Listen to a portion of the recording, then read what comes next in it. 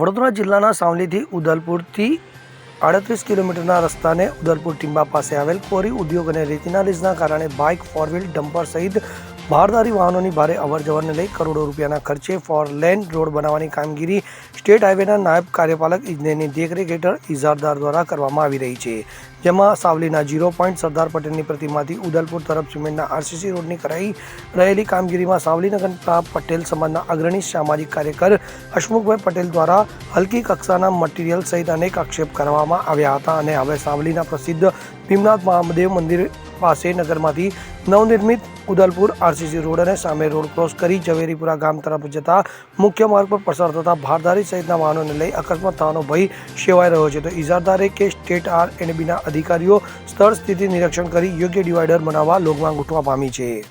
ગામ સાવલી, આ સામે શિવરા ભાગર ઝવેરીપુરા રોડ, આ બેના વચ્ચે બનાવેલું આ ડિવાઈડર અકસ્માતનું કારણ હોઈ શકે છે. એ માટે મારું રજૂઆત કરું છું કે આ અકસ્માત ના થાય એના માટે મારા પ્રશાસનોને જણાવવાનું એ કરું છું કે આ વસ્તુ ખરેખર ખોટી છે. એના માટે થોડુંક તમે રસ્તાની સામે જોઈને થોડું કામકાજ કરાવો. મારું આ તંત્રને એટલી એ છે. શું નામ તમારું? મારું નામ પઠાણ મુસ્તાક ખાન. ઇકબાલ લુવાર સાથે CN24 ન્યૂઝ સાવલી. હવે જુઓ દેશ દુનિયાની તમામ ખબરો તમારી આંગળીના ટેરવે. ઉઠાવો મોબાઈલ અને Google Play Store પરથી ડાઉનલોડ કરો અમારી CN24 ન્યૂઝ મોબાઈલ એપ.